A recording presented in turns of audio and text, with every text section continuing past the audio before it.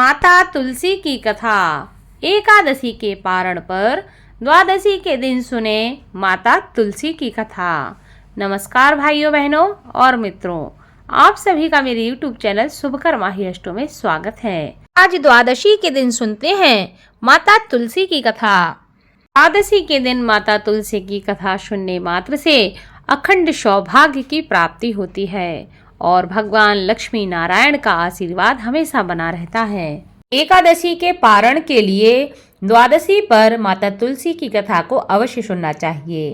कार्तिक मास के शुक्ल पक्ष की एकादशी तिथि पर भगवान विष्णु का विवाह माता तुलसी के साथ किया जाता है। द्वादशी तिथि पर भी तुलसी का विवाह कई लोग करते हैं। तुलसी भगवान विष्णु को अति प्रिय है। तुलसी के बिना भगवान विष्णु कभी भी भोग को स्वीकार नहीं करते। तुलसी पूर्व जन्म में एक लड़की थी जिसका नाम वृंदा था। इस लड़की का जन्म राक्षस कुल में हुआ था। राक्षस कुल में जन्म लेने के बाद भी वह बचपन से ही भगवान विष्णु की भक्त थी और उनकी हमेशा आराधना साधना करती रहती थी।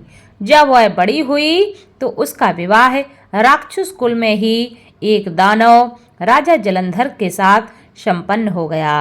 राक्षस जलंधर समुद्र से उत्पन्न हुआ था। वृंदा बड़ी ही पतिव्रता स्त्री थी, सदा अपने पति की सेवा किया करती थी। एक बार देवताओं और दानवों में युद्ध हुआ।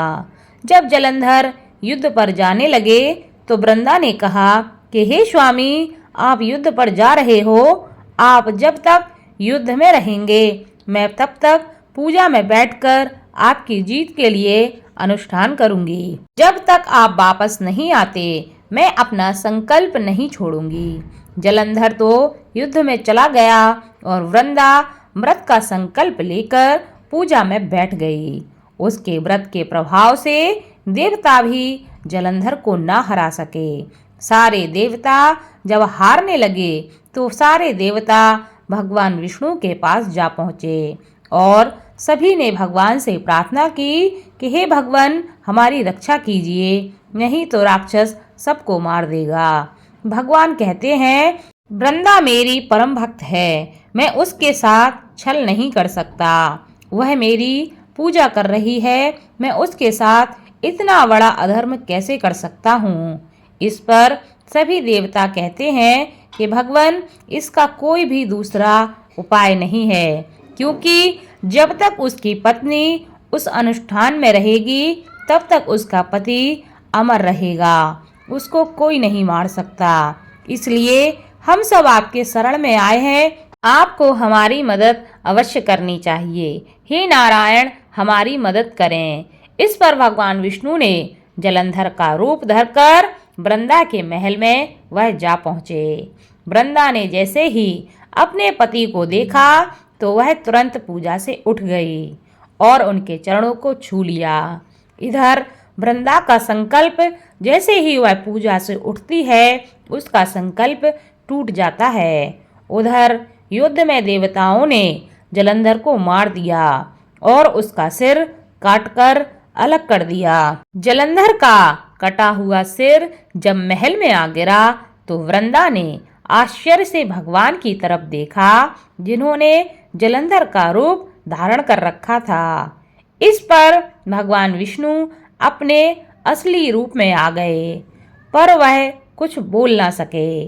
वृंदा ने कुपित होकर भगवान को श्राप दे दिया कि वे पत्थर के हो जाएं, जिसके चलते भगवान तुरंत ही पत्थर के हो गए। सभी देवताओं में हाहाकार मच गया। देवताओं की प्रार्थना के बाद वृंदा ने अपना श्राप वापस ले लिया। इसके बाद वे अपने पति का सिर लेकर सती हो गईं। उनकी राख से एक पौधा निकला। तब भगवान विष्णु ने उस पौधे का नाम तुलसी रखा और कहा कि मैं इस पत्थर रूप में ही रहूंगा, जिसे शालिग्राम के नाम से तुलसी के साथ पूजा जाएगा। इसके अलावा भगवान विष्णु ने यह भी कहा कि किसी भी शुभ कार्य में बिना तुलसी जी के भोग के पहले कुछ भी स्वीकार मैं नहीं करूंगा। तभी से ही तुलसी जी की पूजा होने लगी और कार्तिक मास में तुलसी जी का विवाह सालिग्राम जी के साथ किया जाता है।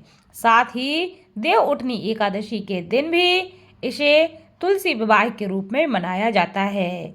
लेकिन एकादशी के पारण तिथि पर यानी कि द्वादशी पर इस कथा को सुनने से महिलाओं को अखंड सौभाग्य की प्राप्ति होती है और उनके जीवन में सुख समृद्धि का आशीर्वाद बना रहता है। इस कथा को खुद सुने, आपके जो अपने हैं उनको भी इस कथा को अवश्य शेयर करें ताकि आपके साथ साथ आपके अपने भी इस कथा का लाभ ले सके। धन्यवाद।